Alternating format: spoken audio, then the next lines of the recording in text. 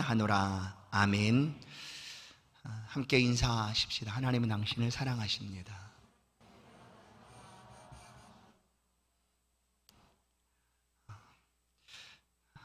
부름받은 로마 교회라는 제목으로 오늘 말씀을 함께 상고하겠습니다. 로마서 첫 시간입니다. 바울 사도는 로마서를 포함해서 13권의 신약 성경을 기록하게 됩니다. 오늘 1장 1절을 보면 예수 그리스도의 종 바울은 사도로 부르심을 받아 하나님의 복음을 위하여 택정함을 입었으니, 바울의 사도가 하나님 앞에 부름을 받고 또 여러 교회에 복음을 전했고 뿐만 아니라 이렇게 또 서신을 기록하여 그 교회에 보내주었습니다. 바로 그 서신들이 오늘 우리 신약성경이고, 신약성경 중에 13권이 바로 이와 같은 서신들입니다. 바울은 부름받은 이후에 하나님의 나라를 위하여, 복음을 위하여 열심을 내었고 또 그와 같은 삶을 살았던 사람입니다. 이 바울이 태어난 곳은 길리기아 다소였습니다. 유대 베들레헴이 아니라 길리기아 다소였습니다. 그러나 그는 정통 유대 사람이었습니다. 이제 그의 지파는 베냐민 지파 사람이었습니다. 그리고 뿐만 아니라 예루살렘에서 가말리엘 문화, 곧 율법을 가르치는 가장 정통한 스승 중에 한 사람이었던 가말리엘, 으뜸이었던 그 가말리엘 문화에서 배웠던 사람이기도 합니다. 또한 교파로를 보면 바리새인 중에 바리새인, 그러니까 이 바리새인들은 당시에 사두개파, 바리새파 이런 분파들이 있었는데, 이 바리새인들은 예수님 당시 그 이전부터 있었죠. 그때 가장 거룩한 삶을 살고자 했던 그런 무리들이었습니다. 율법에 기록한 대로 그런 삶을 살고자 무리지어서 살았던 그런 사람들이 바로 이 바리새 사람들이었습니다. 굉장히 의롭다라고 스스로도 생각했던, 왜냐하면 다른 것, 그 세상적인 것과 좀 끊고 하나님의 율법대로, 말씀대로 살고자 했던 사람들의 무리가 바리새입니다. 그래서 율법에 있어서 정통하고 율법대로 우리는 가장 잘 살고 있다라고 여겼던 사람들이 바리새인들이었습니다. 굉장히 정통 유대인 중에 한 사람이 바로 이 바울이었습니다. 빌립보서 3장 3절 이하를 보면, 하나님의 성령으로 봉사하며 그리스도 예수로 자랑하고 육체를 신뢰하지 아니하는 우리가 곧 할례파라. 그러나 나도 육체를 신뢰할 만하며 만일 누구든지 다른 이가 육체를 신뢰할 것이 있는 줄로 생각하면 나는 더욱 하리니 나는 8일 만에 할례를 받고 이스라엘 족속이요 베냐민 지파요 히브리인 중에 히브리인이요 율법으로는 바리새인이요 열심으로는 교회를 박해하고 율법의 의로는 흠이 없는 자라. 바울이 부름받기 전에 그의 삶이 이러했습니다. 얼마나 자신 있습니까? 율법으로는 흠이 없을 정도로 자신했던 사람이 바로 바울이었습니다. 바리새인 중에 바리새인이었고, 또한 베냐민 지파고 히브리인 중에 히브리인, 그러니까 정통 유대인이었을 뿐만 아니라 하나님에 대한 열심이 대단했던 사람이 바로 이 바울이었습니다. 율법이 아주 정통한 사람이기도 했죠. 그런데 이 바울이 예수를 믿게 됩니다. 교회를 핍박하는 일에 앞장섰던 그가 다메섹에서 예수 그리스도를 만나고 예수를 믿는, 또 믿을 뿐만 아니라 사도로 부름을 받아 이방인들에게 복음을 전하는 그런 사도가 됩니다. 그가 율법에 정통했다는 것은 그가 복음을 전하는 일에 굉장히 중요한 것으로 사용되게 됩니다. 왜냐하면 복음은 이러이러하다라고 때로는 변론하고 변증하고 증명해야 되는 그런 부분들도 있었습니다. 특히 유대인들에게. 바로 그때에 자기가 잘 알고 있었던 율법들을 통하여 율법에서 말씀하고 계시는 예수 그리스도에 대한 예언들을 가지고 와서 사람들에게 얘기를 하고 설명을 해줄 수가 있었습니다. 그러니까 굉장히 유익한 그런 지식을 가지게 된 거죠. 율법에 정통한 사람이었어요. 그렇게 바울은 하나님 앞에 부름을 받아 사도로 삶을 살아가게 됩니다.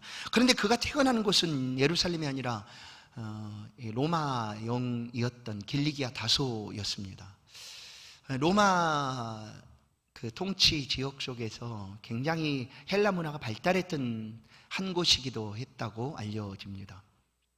헬라 대학이 있고 또 알렉산드리아 대학이 있고 또 그 당시에 다소 대학, 그러니까 헬라 문화가 굉장히 융숭했던 그런 지역 중에 하나가 바로 이 다소였다라는 것이죠. 그래서 이 다소에서 바울은 태어나면서부터 로마 시민권을 가진 사람이었습니다. 말씀한 대로 그는 정통 유대인이었지만 태어나면서 이미 그는 로마 시민권을 가지게 되었다. 그러니까 그 당시에 그 로마 시민권을 가진다는 건 굉장한 그 장점, 많은 것들을, 유익한 것들을 가질 수 있는 그런 것이었죠. 왜냐하면 많은 사람들이 시민권을 갖고자 돈을 주고 사기도 하고 여러 가지 방법들을 통해서 그 시민권을 얻고자 했으나 이 바울은 태어나면서부터 로마의 시민권자였다라는 것입니다. 보십시오. 헬라 문화에 정통했고 또 율법도 누구보다도 뒤지지 않을 만큼 정통했던 바울이었습니다. 그런 바울을 하나님이 부르셔서 이방인들을 위한 사도로 특별하게 세우신 것입니다. 이방인들은 주로 그 당시에 예루살렘 외 지역에 있는 헬라 사람들, 로마 사람들이겠죠. 그들에게 이 예수의 복음을 전할 때에 바울이 가졌던 모든 것들이, 사실 그가 고백할 때 나는 예수를 아는 지식이 너무나 고상하니 내가 가진 이전의 모든 것들은 배설물처럼 버리노라라고 말하는 건 지극히 겸손한 표현이지, 그가 가졌던 것들을 하나님께서 크게 사용하셨다는 거예요. 그가 알았던 모든 율법들, 왜냐하면 율법 선생이나 학자가 되었다면 예루살렘에서 가장 으뜸인 학자가 될 만큼 그런 뛰어난 사람이 바로 바울이었습니다. 나중에 헬라 지역에 가서 그 당시 최고의 철학자들, 스토아 학파, 또 에피쿠로스 학파, 이들과도 대화하면서 뒤처지지 않고 하나님의 말씀으로 그것들을 증명하고 알려주고 복음을 전했던 그런 사람이 바로 바울이었죠. 이 바울이 오늘 로마서를 기록하게 됩니다. 바울은 로마에 아직 가보지 않았습니다.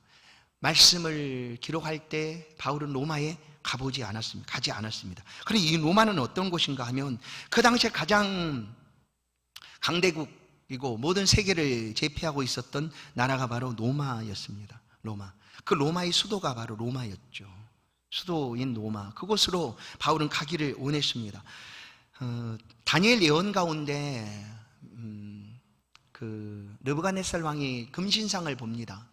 금신상, 위에부터 아래까지 쭉 단계별로 나눠져 있던 금신상을 보게 되죠. 그때 이 철 그리고 이 만들어졌던 우상이 바로 이 로마와 그 헬라와 로마의 모습으로 상징이 된 거죠.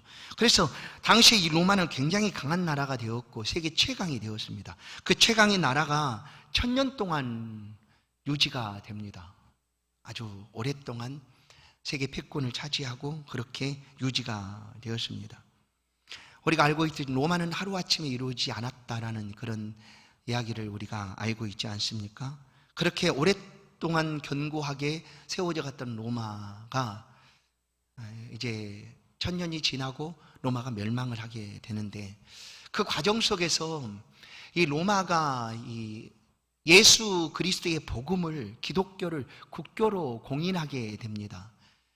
초반에 그 황제들은 이 예수 복음을 반대하고 그들이 가졌던 헬라 문화에 가졌던 그 신들을 섬기고 있는 사람들이었죠.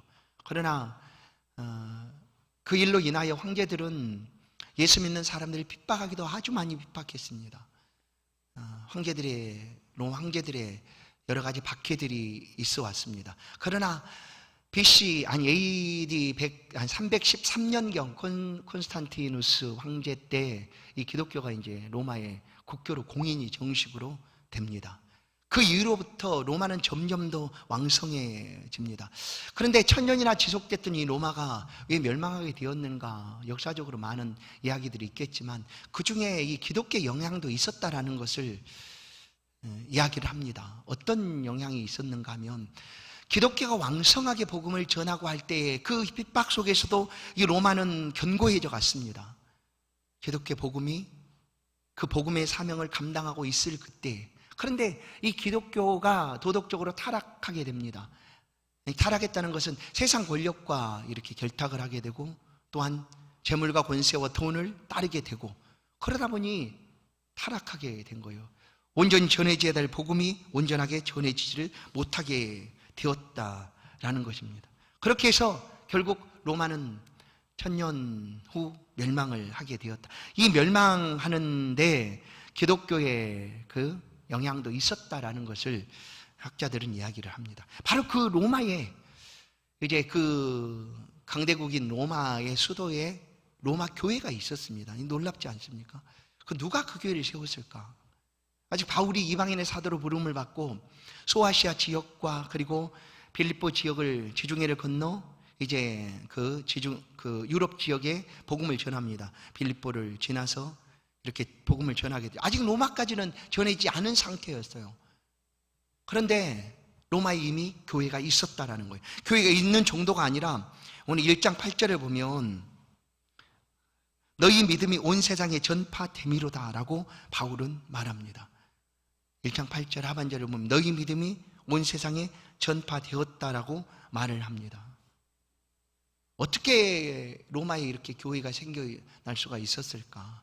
이 교회가 어떻게 생겨났는가에 대한 여러 가지 이제 설들이 있는데, 그 중에 몇 가지를 보면 베드로가 교회를 세웠을 것이다 라는 그런 설도 있습니다.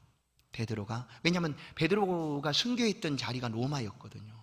거꾸로 십자가에 못 박혀 죽은 곳이 바로 로마였습니다. 그래서 사람들은 베드로가 그걸 이제 거꾸로 역추산해서 볼 때 베드로가 로마의 교회를 세우지 않았을까라는 그런 가정을 하게 됩니다. 그런데 만약에 베드로가 교회를 로마에 세웠다고 한다면 굳이 바울이 이 서신을 그곳에 보낼 필요가 없었습니다. 베드로가 이미 있고 베드로를 통하여 세워진 교회가 견고할 터인데 굳이 이 바울이 쓸 필요가 없죠. 그것을 이제 로마서 16장을 보면 로마서의 이제 이름들이 있지 않습니까? 아주 그 바울이 인정하고 또 높여주고 있는 멸류관 같은 그런 이름들이 있습니다. 거기에 베드로의 이름이 있어야지 많습니다. 그럼 없습니다. 로마 교회를 세웠다고 하면 베드로가 그 이름 중에 있어야 되는데 베드로의 이름이 없다. 그래서 이것은 아니지 않는가. 이제 설은 있지만 아니다.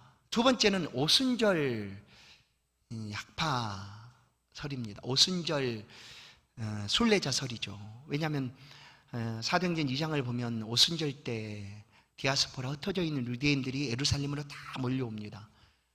그것은 절기를 지키기 위해서 유대인들은 그 성전으로 와야 했기 때문에 바울처럼 예루살렘에서 출생 안 했어도 다른 지역에 살고 있는 유대인들도 그때가 되면 예루살렘으로 와서 하나님을 예배해야 됐던 거죠. 그래서 오순절이 되었을 때 그들은 각 처에서 다 오지 않았습니까? 그리고 그들의 언어가 다른데도 오순절 성령이 임할 때 똑같은 예수 복음을 듣게 되었다는 거예요. 성령으로 말미암아 각 처에서 다르게 다 온 유대인들이었고, 그들이 이제 각각 자기의 사는 자리로 돌아갔을 때는 오순절에 들었던 그 예수 복음을 그들이 가지고 그 지역으로 돌아갔을 것이다. 그것이 이제 오순절 순례자설입니다. 로마에 살고 있었던 유대인들도 있지 않았겠습니까?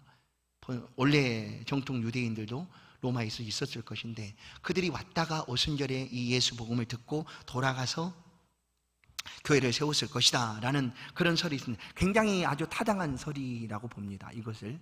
그래서 이것을 이제 굉장히 타당한 것으로 보고 있고, 또 한 가지는 자연 발생설이 있습니다. 자연 발생설. 로마에 모여든 유대인들하고 또 신자들이 몇몇이 이렇게 서로 로마 안에서 이렇게 있다가 이곳저곳에서 이렇게 교회가 세워지게 되었다라는 그런 자연 발생설이 있습니다. 그러나 분명한 것은 로마에 이미 교회가 있었다는 거예요. 누가 세웠는지는 알 수 없어도 교회가 있었다라는 것입니다. 그리고 그 로마 교회의 성도들은 대부분 유대인들이라기보다 이방인 신자가 많이 있었다라고 볼 수가 있습니다. 이방인 신자들이. 그런데 그들이 가진 믿음이 이제 데살로니가 전서를 보면 그들의 데살로니가 교회가 가진 믿음을 온 아가야 지역에 다 소문이 났다라고 이렇게 바울이 서신을 통하여 말하고 있는데, 이 로마 교회도 마찬가지로 이런 믿음이 아주 있었고, 그 믿음이, 로마 교회에 있는 믿음이 전해지고 있었다라는 것을 바울이 1장 8절에서 말을 하고 있습니다. 바울이 그럼 이 로마 교회를 향하여 이 로마서를 왜 쓰고 있을까? 사실 바울은 계속해서 로마로 가고자 원했습니다. 이제 나중에 성령에 이끌려서 로마로 가게 되죠. 사도행전을 보면 로마로, 내가 가이사 앞에서 내가 재판을 받기를 원한다.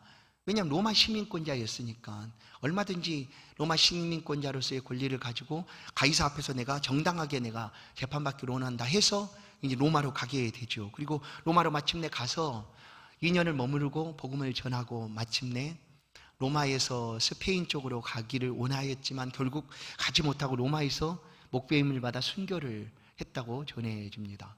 그런데 이 로마서를 쓸 당시에 이 바울은 로마를 가보지 않았습니다. 그리고 가기를 원했지만 로마 교회의 믿음이 지금 온 세상에 전해지고 있다는 것을 바울이 듣고 그들에게 믿음이, 복음의 의와 그 믿음이 무엇인가를 가르쳐 주고 싶은 거였어요. 왜냐, 가기를 원하였던 것도 그거였거든요. 이방인들 지역을 다니면서 이방 교회가 세워질 때 바울은 가서 예수 복음에 대해서 알려주는 것 아닙니까?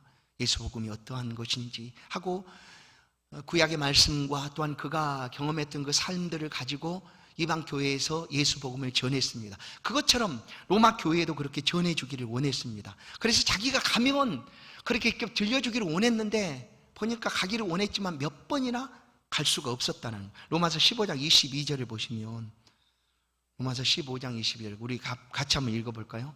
그러므로 또한 내가 너에게 가려 하던 것이 여러 번 막혔더니, 보세요, 바울은 로마에 여러 번 가기를 원했어요. 여러 번. 그러나 뜻대로 되지 않았다는 거예요. 그래서 가면 그냥 들려줄 수가 있었는데 갈 수가 없었기 때문에 이 서신을 쓰게 된 것입니다. 이 서신은 언제 쓴가 하면 아마 AD 58년경이라고 알려집니다. 고린도에서 복음을 전하다가 이제 예루살렘으로 돌아오기 전 3차 전도 여행을 마치고 고린도에서 예루살렘으로 돌아오기 전 그때에 썼을 것이다 라고 이렇게 전해집니다.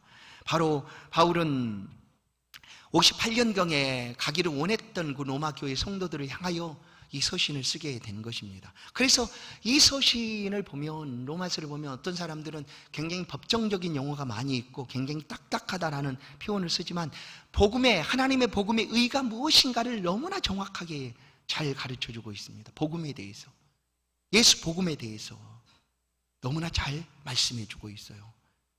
그리고 하나님의 의와 죄에 대해서, 그리고 구원함에 대해서 이 로마서는 잘 가르쳐주고 있는 거죠. 왜냐하면 그렇게 로마 교회 성도들이 이제 그들이 가진 믿음이 있었지만 그 믿음이 어떤 믿음인지를 알려주기를 원한 거예요. 정통으로 복음을 가졌던 이 바울이 그것을 알려주기를 원했습니다. 그래서 로마서 안에는 복음적 믿음이 무엇인가, 죄가 무엇인가, 은혜가 무엇인가 이런 것들이 잘 나타나 있습니다. 그리고 이 믿음의 의가 무엇인가를 말씀드렸죠. 바울이 구약에 정통한 사람이었다. 율법에 있어서 아주 탁월한 율법학자였고 구약의 모든 율법의 말씀들을 누구보다도 잘하는 사람이었습니다. 그래서 복음의 의를 표현할 때 이 바울은 하박국 2장 4절에 있는 오직 의인은 믿음으로 말미암아 살리라라는 이 말씀을 가지고 이 복음이 무엇인가를 잘 설명해 줍니다.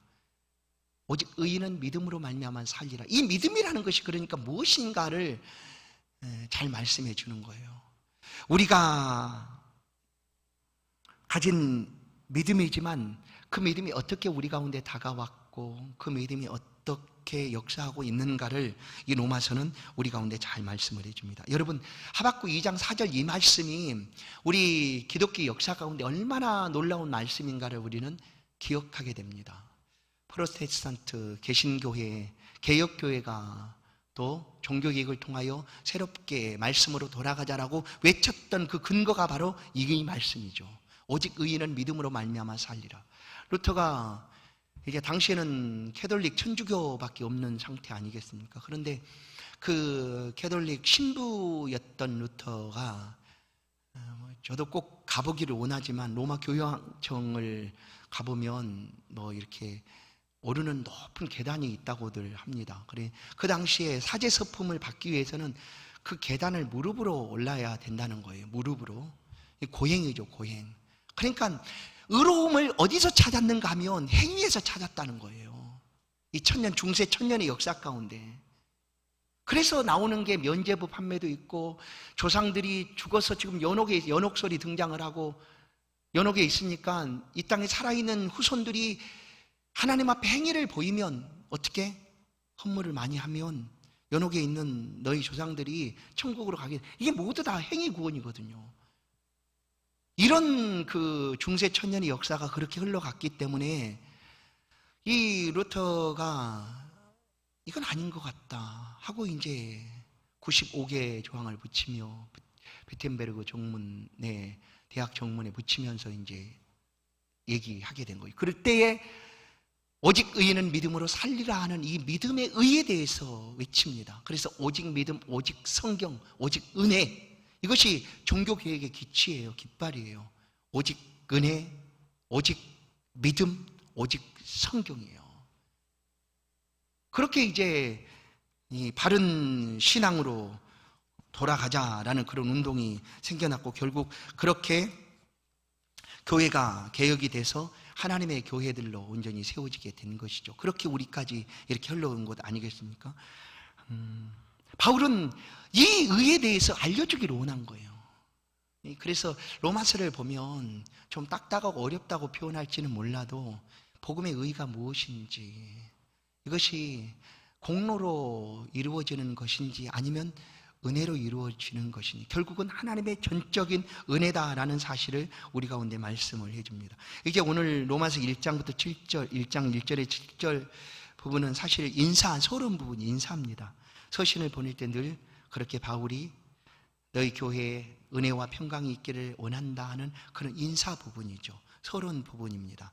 오늘 바울이 이 편지를 보내면서 자기를 소개하는데 어떻게 소개하는가 하면 1절을 보시면 예수 그리스도의 종이요 또 사도로 부름을 받은 하나님의 사람 하고 자기를 소개합니다.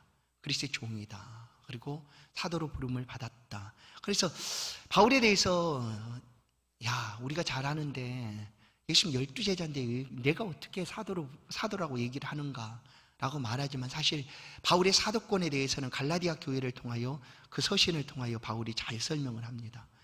왜냐하면 바울이 사도된 것은 그가 원해서 된 것이 아니라 부활하신 그리스도 예수께서 바울을 직접 부르신 거예요. 어떻게 부르셨냐면 이방인의 사도로 하고 주께서 부르신 거예요. 그래서 바울은 사도입니다. 사도.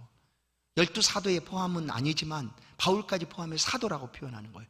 그리고 사도가 지나고 사도 후에 이제 그 속사도가 있고, 그 다음에 뭐 교부시대 뭐 이런 식으로 이렇게 쭉 흘러져 내려왔죠. 그러나 바울은 사도가 분명합니다.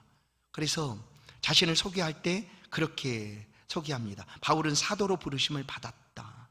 사도로 부름을 받았다. 그리고 이 복음, 이제 그가 전해주고 싶은, 로마 교회에 전해주고 싶은 내용이 복음의 복음이거든요. 그럼 이 복음의 배경이 어떻게 되는지 말씀드린데, 율법에 대해서 정통한 바울이었기 때문에, 그래서 우리가 예수 그리스도께서 오셔서 기록한 그 신약이지만 신구약은 또로 나눠지는 게 아닙니다. 다 연결되어 있다는 거예요. 신약과 구약은 똑같이 연결되어 있습니다. 다. 이거를 바울 사도가 구약 속에서 복음의 의의를 우리 가운데 잘 설명해 줍니다. 이 복음이 시작된 배경에 대해서 어떻게 말하고 있는가 하면 1장 2절을 보시면, 이 복음은 하나님이 선지자들로 통하여 그의 아들에 관하여 성경에 미리 약속하신 것이라. 자, 이제 복음을 보시죠. 복음은 어떻게 해요? 하나님이 선지자들에게 미리 알려준 것이다라는 거예요. 복음이 지금 우리 가운데 있는 것이 아니라 이미 오래전부터 이미 구약 속에서 선지자들을 통하여 이 복음을 우리 가운데 말씀해 주셨다라고 얘기하는 거예요. 복음의 시작이 그렇게 된다라고 말하는 거죠. 그리고 그 아들에 관하여 성경이 미리 약속하신 것이다. 그러면 이 복음은 뭐냐면 그의 아들에 관한 것이에요. 복음할 때 우리는 예수 그리스도의 모든 것입니다. 예수 그리스도의 출생, 고난과 죽으심, 그리고 부활, 승천, 재림까지 이 모든 것이 복음입니다.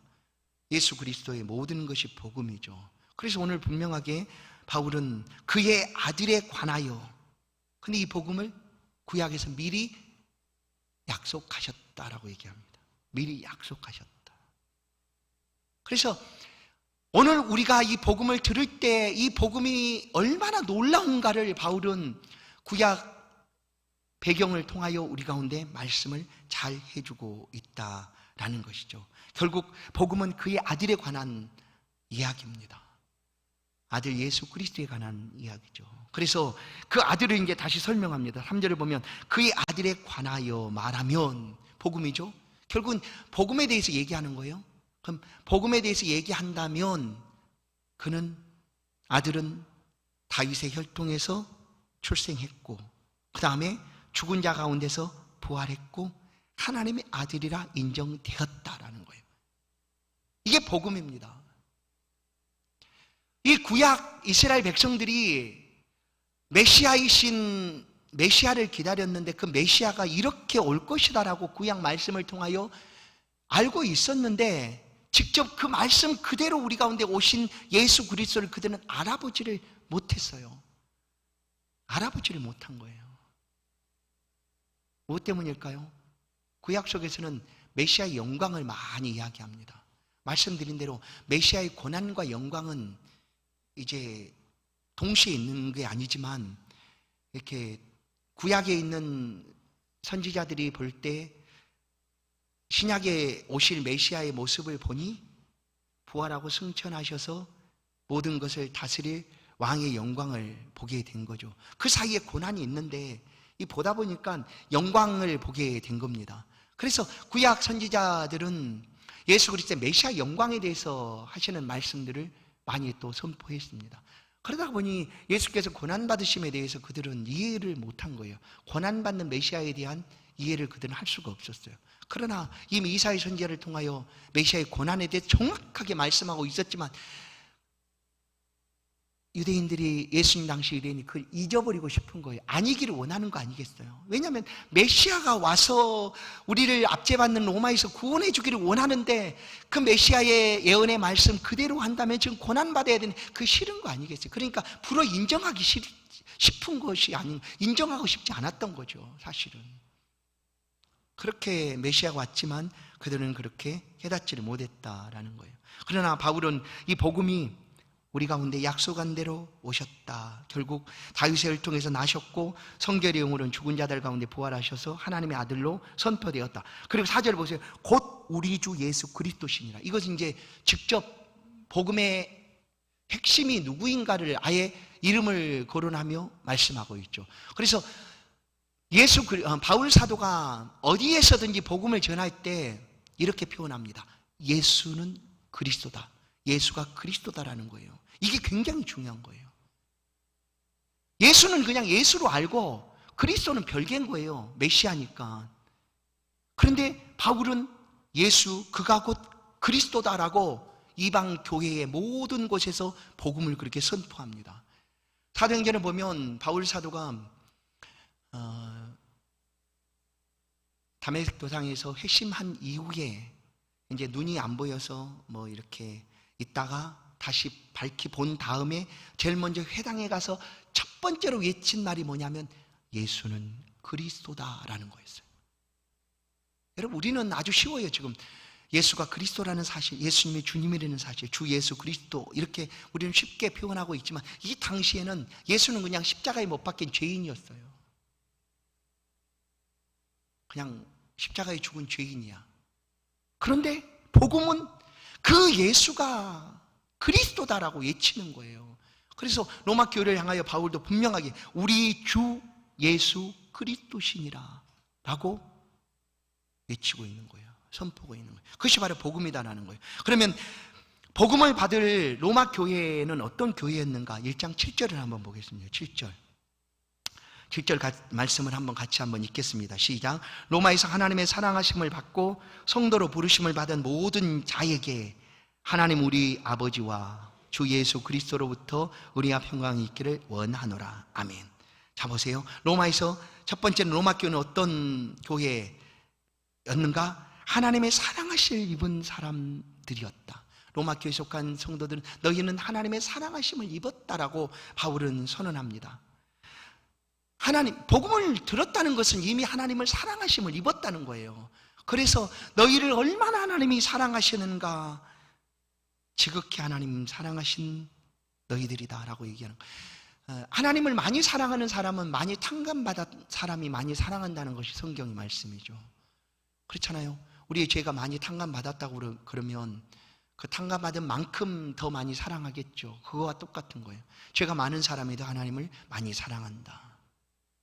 그 로마 교회를 바울이 소개하면서 너희들은 너무나 사랑을 많이 받은 하나님의 사람들이다 라고 그들을 부르고 있다라는 거예요. 하나님의 사랑하심을 받았다. 그리고 두 번째는 뭐냐면 성도로 부르심을 받았다라는 거예요. 이게 중요합니다. 성도로 부르심을 받았다. 우리가 복음을 믿는다는 것은, 복음을 듣는다는 것, 복음을 가지고 살아간다는 것은 성도니까 가능한 거예요. 성도가 아니고서는 이 복음을 들을 수가 없어요. 그런데 우리를 성도로 불러주신 것이 뭐냐면 그것이 교회입니다. 교회. 성도는 이름 그대로 보면 거룩한 무리잖아요. 거룩한 백성이기도 하고. 그런데 그 거룩한 백성이 어떻게 성도가 되었는가? 하나님이 불러주셨기 때문이에요. 성도로 불러주셨다, 부르셨다라는 거예요. 그러면 어디서 부르셨는가? 하나님 우리를 어디서 부르셨는가? 우리가 죄악된 세상에서 살고 있는 우리들을, 그 죄악된 세상은 뭡니까? 아무런 소망도 없고 희망도 없고 또 바랄 것도 없는 그곳이에요. 그냥 검은 암흑이죠. 같은 그런 곳에 살던 우리들을 하나님이 부르셨다라는 거예요. 그래서 이 부르셨다라는 것이 사실 에클레시아 교회입니다. 교회. 에클레시아, 칼레오, 밖으로 불렀다. 밖으로 불렀다. 에클레시아. 그 교회인데 밖으로 불렀다는, 어디로? 죄악된 세상에 있는 우리들을 하나님이 불러서 밖으로 불렀다. 그래서 교회가 된 거예요. 그게 바로 성도라는 거예요. 하나님이 부르심을 통하여 우리는 성도가 된 거예요. 그러니 얼마나 감사한 일입니까? 그렇게 거룩한 무리가 되고 하나님의 사람이 된 것입니다. 그 하나님의 사람들은 하나님의 복음을 가지고 살아가는 거예요. 그래서 바울은 그렇게 부름받은, 사랑을 입고 부름받은 그 로마 교회를 향하여 오늘 이 복음의 말씀을 자세하게 전해줍니다. 그리고 마지막 7절 하반절에 보면 아까 인사라고 그랬잖아요. 은혜와 평강이 있기를 원하노라. 잘 보세요. 은혜와 평강이 있기를 원하노라. 우리가 말씀을 볼 때 이 은혜와 평강이 떨어져 있지 않는 것을 알 수가 있을 거예요. 근데 평강과 은혜라는 표현이 나타납니까? 그렇게 잘 안 나타나요. 은혜가 먼저고 그 다음 평강입니다. 은혜와 평강이다 라고 표현해요. 그런데 헬라 사람들은 은혜를 굉장히 좋아합니다. 그레이스, 은혜를 좋아하죠. 그러나 유대인들은, 히브리 사람들은 평강을 좋아하죠. 샬롬이라고 하는 평강. 너무나 좋아하는 거. 그들은 우리가 안녕하십니까 하듯이 그들은 샬롬, 어디선 샬롬, 이렇게 유대인들이 인사는 샬롬이라고 합니다. 샬롬. 그런데 어떤 사람이 서로 마주치면서 유대인 줄 알고 지나가서 샬롬하고 지나갔는데, 한창 유대인이 가다 보니까 금방 지나치면서 내가 샬롬했던 그 사람이 유대인이 아닌 것 같아. 그러면 이 유대인이 어떻게 하는가 하면 돌아가서 아까 내가 줬던 샬롬 주시오, 이렇게 한다는 거예요. 그만큼 하나님의 평강을 원하고 바라는 사람들이 바로 유대인들이에요. 그런데 예수를 믿는 우리에게 하나님께서 이와 같은 복음을 주시고 그 복음 안의 삶을 살아가도록 은혜를 주시고 평강을 주신다라는 사실을 우리는 믿습니다.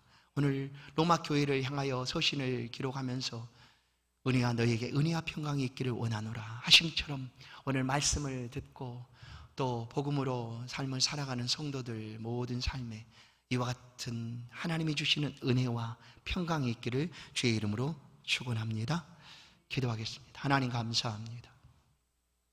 우리를 부르시고 또 이 저녁 주의 말씀을 함께 들을 수 있도록 은혜 베풀어 주시니 감사합니다. 우리를 죄악 가운데서 부르시고 하나님의 사람 만들어주시고 우리에게 소망을 갖고 하나님을 위한 삶을 살아갈 수 있도록 또 도우시고 함께 하시니 감사합니다. 우리가 부름받은 자리에서 거룩한 백성이 되고 또다시 거룩함을 가지고 그 세상 속으로 나아갈 때 우리가 가는 모든 걸음들을 하나님 지켜주사 흔들림이 없이 주를 향한 믿음으로 승리할 수 있도록 주의 백성들 한 사람 한 사람 붙들어 주옵소서. 부름받은 자리에서 기쁨의 삶을 힘있게 살아갈 수 있도록 도와주옵소서. 예수 그리스도의 이름으로 기도하옵나이다. 아멘. 찬송 410장입니다.